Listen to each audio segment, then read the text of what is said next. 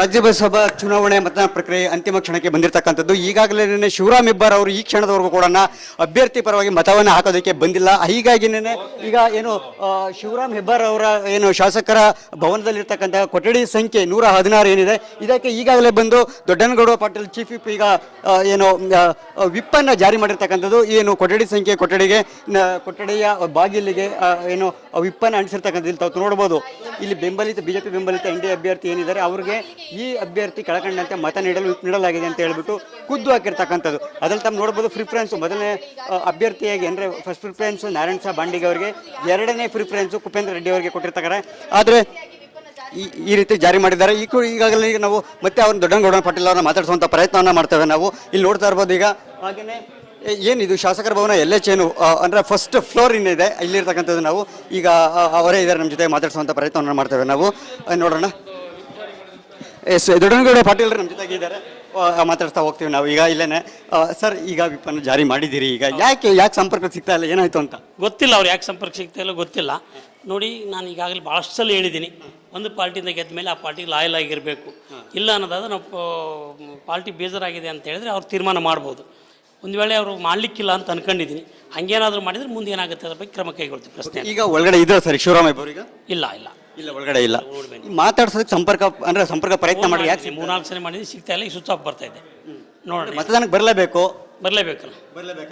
ಈಗ ಯಾಕೆ ಈ ರೀತಿಯಾಗಿ ಈ ರೀತಿಯಾಗಿ ಅಂದರೆ ಇಷ್ಟು ಮಟ್ಟಿಗೆ ಪಕ್ಷದ ಅಂತರವನ್ನು ಕಾಯ್ಕೊಳ್ಳುವ ಮಟ್ಟಿಗೆ ಯಾಕೆ ಮುಂದಾದರು ಅಂತ ಗೊತ್ತಿಲ್ಲ ಅವ್ರಿಗೆ. ಯಾಕಂದ್ರೆ ಈಗಾಗಲೇ ಅದು ಅಲ್ಲಿ ಬೇಸರ ಆಗಿದೆ ಅಂತೇಳಿ ಇಲ್ಲಿ ಬಂದಿದ್ದು. ಇಲ್ಲಿ ಬಂದು ನಮ್ಮ ಪಕ್ಷದ ಸಚಿವರಾಗಿ ಕೆಲಸ ಮಾಡಿದ್ದಾರೆ, ಪಕ್ಷಕ್ಕೆ ಲಾಯಲ್ ಆಗಿರ್ತೀವಿ ಅಂತಕ್ಕಂಥ ಮಾತನ್ನು ಹೇಳಿದ್ದಾರೆ.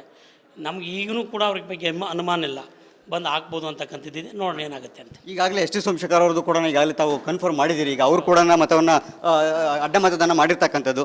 ಇನ್ನು ಈಗ ತಾವು ಈಗಾಗಲೇ ಶಿವರಾಮ್ ಹೆಬ್ಬಾರ್ ಕೂಡ ಒಂದು ವೇಳೆ ಅದೇ ರೀತಿಯಾಗಿ ಆಗಿದ್ದೇ ಆದರೆ ಅಂದರೆ ಈಗ BJP ಅಭ್ಯರ್ಥಿ ಅಂದರೆ ಏನು NDA ಬೆಂಬಲಿತ ಅಭ್ಯರ್ಥಿ ಸೋಲುವಂತಹ ಸಾಧ್ಯತೆಗಳು ಬಹುತೇಕ ಇರತಕ್ಕಂಥದ್ದು. ನೋಡೋಣ, ಆಶಾವಾದಿಗಳಾಗಿರ್ಬೇಕು, ಯಾವತ್ತು ನಿರಾಶಾವಾದಿಗಳಾಗಿರಬಾರ್ದು. ಏನಾಗುತ್ತೆ ಅಂತಕ್ಕಂಥ ನೋಡಿ, ನಾವು ವಿಪ್ ಇಶ್ಯೂ ಮಾಡಿದ್ವಿ, ಏನಾಗುತ್ತೆ ನೋಡಿ.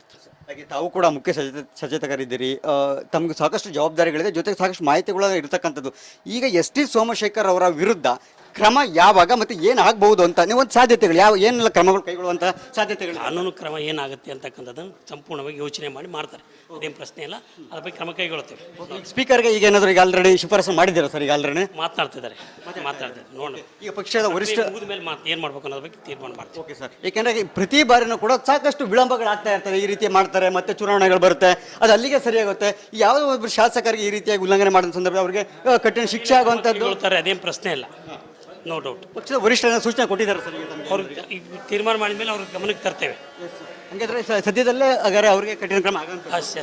ಶಿವರಾಮ್ ಹೆಬ್ಬಾರ್ ಒಂದು ವೇಳೆ ಬರ್ದೇ ಹೋದ್ರೆ ಸರ್, ಈಗ ಮುಂದಿನ ಕ್ರಮ ನೋಡೋಣ. ಅದ್ರ ಬಗ್ಗೆ ಏನು ಮತ್ತೆ ಬರ್ತಾರೆ ಅಂತಕ್ಕಂಥದ್ದು ಇದೆ. ಬರ್ದೇ ಹೋದ್ರೆ ಏನು ಮಾಡಿ ನೋಡೋಣ. ಸಂಪರ್ಕಕ್ಕೆ ಸಿಗ್ತಾ ಇಲ್ಲ ಅಂತೀರಿ, ತಮ್ಮ ವಿಶ್ವಾಸಕ್ಕೆ ಬರ್ತಾರೆ, ನಾವು ಇನ್ನೂ ಕಳ್ಕೊತಾ ಇಲ್ಲ. ಕಳ್ಕೊಬಾರ್ದು, ಮನುಷ್ಯ ಆಶಾವಾದಿ ಆಗಿರ್ಬೇಕಲ್ಲ ಇವಾಗ. ಅನ್ಕೊಂಡಂತೆ ಆದರೆ ಶಿವರಾಮ್ ಹೆಬ್ಬಾರ್ ಬರ್ತಾರೆ ಅಂತಕ್ಕಂಥದ್ದು. ನೋಡೋಣ ಏನಾಗುತ್ತೆ ಅಂತಕ್ಕಂಥದ್ದು. ಹಿರಿಯ ನಾಯಕರು ಯಾರಾದರೂ ಸಂಪರ್ಕ ಮಾಡಿದ್ದಾರೆ ಸರ್? ಅವರು ಮಾಡಿದ್ದಾರೆ, ಎಲ್ಲರೂ ಮಾತನಾಡಿದ್ದಾರೆ, ಹಿರಿಯರು ಮಾತಾಡಿ. Okay sir, thank you sir. ಇದಿಷ್ಟು ಕೂಡ ನನ್ನ BJPಯ ಚೀಫ್ ವಿಪ್ ಆದಂತಹ ದೊಡ್ಡನಗೌಡ ಪಾಟೀಲ್ ಅವರ ಎಕ್ಸ್ಕ್ಲೂಸಿವ್ ಹೇಳಿಕೆ ರಿಪಬ್ಲಿಕ್ ಕನ್ನಡಕ್ಕೆ ಕೊಟ್ಟಿರ್ತಕ್ಕಂಥದ್ದು. ಯಾವುದೇ ಕಾರಣಕ್ಕೂ ಅಂದರೆ ST ಸೋಮಶೇಖರಿಗೆ ಏನು ಅಡ್ಡ ಮತದಾನ ಮಾಡಿದ್ದಾರೆ ಆ ಕ್ರಮವನ್ನು ನಾವು ಖಂಡಿತವಾಗ್ಲೂ ಅದನ್ನು ನಾವು ಸಹಿಸೋದಿಲ್ಲ.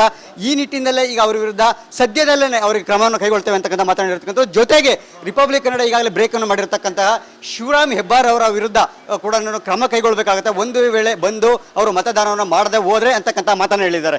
ಹಾಗೇನೇ ಚೀಫ್ ವಿಪ್ ಆಗಿದ್ದಂಥವರೇ ಖುದ್ದು ಬಂದು ಇಲ್ಲಿ ಅವರಿಗೆ ವಿಪ್ಪನ್ನು ಜಾರಿಯನ್ನು ಮಾಡಿ ಅವರ ಕೊಠಡಿಗೆ ಕೂಡ ಅಣಿಸಿರ್ತಕ್ಕಂತಹ ದೃಶ್ಯಾವಳಿಗಳನ್ನು ರಿಪಬ್ಲಿಕ್ ಕನ್ನಡ ಎಕ್ಸ್ಕ್ಲೂಸಿವ್ ಆಗಿ ಬ್ರೇಕ್ ಮಾಡಿರ್ತಕ್ಕಂಥದ್ದು. ಕಾದು ನೋಡೋಣ. ಇನ್ನು ಸಂಜೆ 4 ಗಂಟೆವರೆಗೂ ಕೂಡ ಮತದಾನ ಪ್ರಕ್ರಿಯೆ ಬಾಕಿ ಇರ್ತಕ್ಕಂಥದ್ದು ಅವಧಿ. ಆ 4 ಗಂಟೆ ಒಳಗಡೆ ಬರ್ತಾರಾ, ಮತದಾನವನ್ನು ಮಾಡ್ತಾರಾ ಅಥವಾ ಇಲ್ವಾ ಅಂತಕ್ಕಂಥದ್ದು. ಅವ್ರು ಬರ್ದೇ ಹೋದ್ರೆ ಎರಡನೇ ಈಗಾಗಲೇ ಮೊದಲನೇದಾಗಿ ST ಸೋಮಶೇಖರ್ ಆಗಿರ್ತಕ್ಕಂಥದ್ದು, ಇನ್ನು ಎರಡನೇದಾಗಿ ಶಿವರಾಮ್ ಹೆಬ್ಬಾರ್ ಅವರ ಒಂದು ಅಡ್ಡ ಮತದಾನ ಆಗುವಂತಹ ಸಾಧ್ಯತೆಗಳು ಅಥವಾ ಗೈರಾಗುವಂತಹ ಸಾಧ್ಯತೆಗಳು. ಈ ಒಂದು ವೇಳೆ ಏನಾದರೂ 4 ಗಂಟೆ ಒಳಗಡೆ ಬರ್ದೇ ಹೋದ್ರೆ ಖಂಡಿತವಾಗಲೂ ಕೂಡ ಕುಪೇಂದ್ರ ರೆಡ್ಡಿ ಅವರು ಏನಿದ್ದಾರೆ NDA ಬೆಂಬಲಿತ ಅಭ್ಯರ್ಥಿ, ಅವರ ಸೋಲು ಬಹುತೇಕ ಖಚಿತ ಅಂತಾನೆ ಹೇಳ್ಬೋದು.